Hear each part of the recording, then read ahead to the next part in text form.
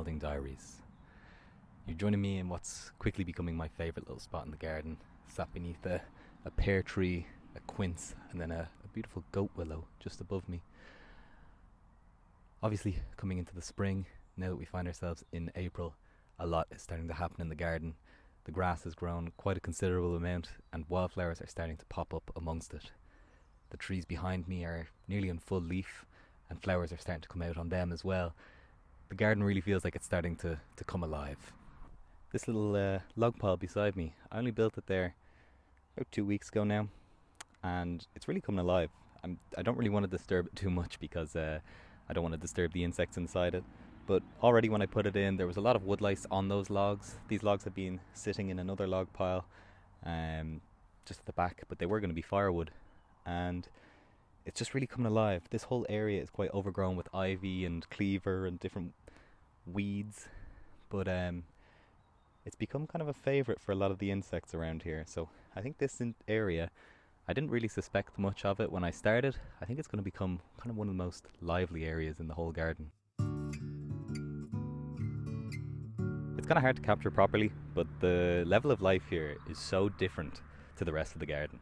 As soon as you walk in, you can feel it. There's hoverfly everywhere. The amount of bumblebees is insane, to be honest. And in general, just the bird song seems a bit louder. The insects seem more lively. Everything just seems a little bit more alive. And it sounds obvious, but it's just incredible to think that literally with less work, we're getting more life. We haven't come in here with the mower. We haven't done anything. All I've done is spent maybe a half an hour all together putting in a log pile and then a little tray of stones with water in it.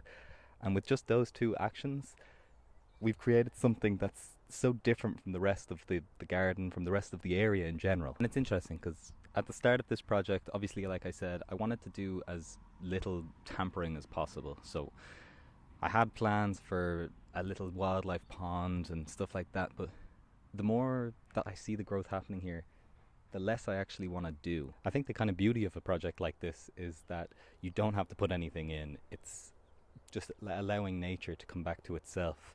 And what I'm really discovering is that I'm enjoying the monitoring more than I am the doing. So I think the next step is maybe get a wildlife camera in. There is a small animal track just behind that pussy willow, and I'm really interested to see what uses it. It looks too wide to be a fox. And if it was badgers, that would be a really cool little thing to have here. I'm kind of obsessed with badgers lately, or even if it was any other sort of small mammal. I know that recently there have been pine martens seen around here. There used to be red squirrels, and I have seen red squirrels further up the valley, so you never know, we might get lucky. But I suppose in summary, at the start of spring I stand here surrounded by slender speedwell, the buzzing of insects, quince, pear trees, pussy willow, everything. I think so far, so good. Thank you for watching, and try and get outside today.